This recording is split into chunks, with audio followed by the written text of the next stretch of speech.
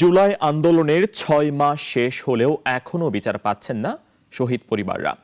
মা, বাবা, স্ত্রী, সন্তান কিংবা পরিবারের সদস্যরা বিচারের দাবিতে জড়ো হয়েছেন রাস্তায়। শাহবাগ থেকে তাদের দাবি একটাই, শেখ হাসিনার বিচার। সানি আহমেদের রিপোর্ট।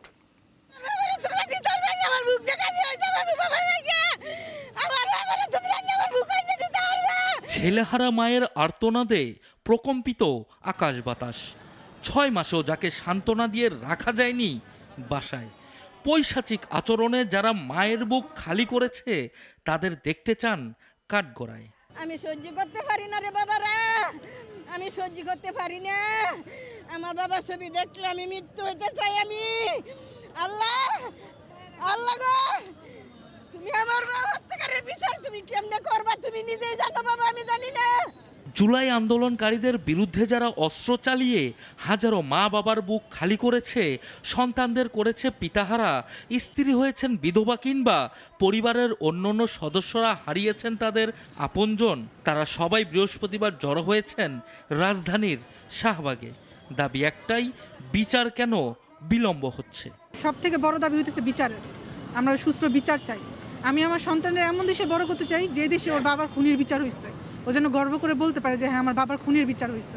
ও যেন গর্ব করে বলতে পারে যে আমার বাবা কোটা আন্দোলনের বিরুদ্ধে গিয়ে হাজারো প্রজন্মের জন্য করে গেছে। তা আমরা চাই যে আমার ছেলে যে দেশের জন্য রক্ত দিল, দেশের জন্য যে শহীদ হইল, তাহলে আমাদের ছেলেরা এখনো কেন খুনিরা বাহিরে, এখনো কেন খুনিরা বুক ফুলে আটবো, এখনো কেন খুনিরা বাইরে থাকবো? গত ৬ মাস হয়ে গেল, ৬ মাসের মধ্যে একটা আসামিও ধরা পারলো না।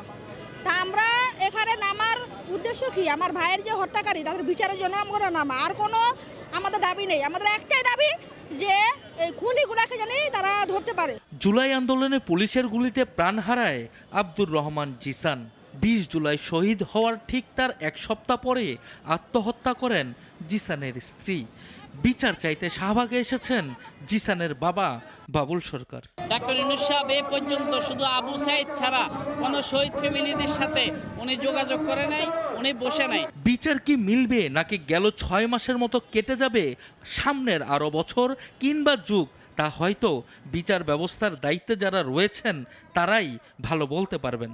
তবে প্রিয়জন হারানোর ক্ষোভ মেটাতে অতি দ্রুত দোষীদের আইনের আওতায় আনার দাবি ভুক্তভোগীদের।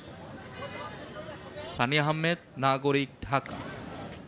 কোটি কোটি মানুষের ভালোবাসায় ফ্রিজ, টিভি এবং এসিতে দেশের ১ নম্বর ব্র্যান্ড ওয়ালটন।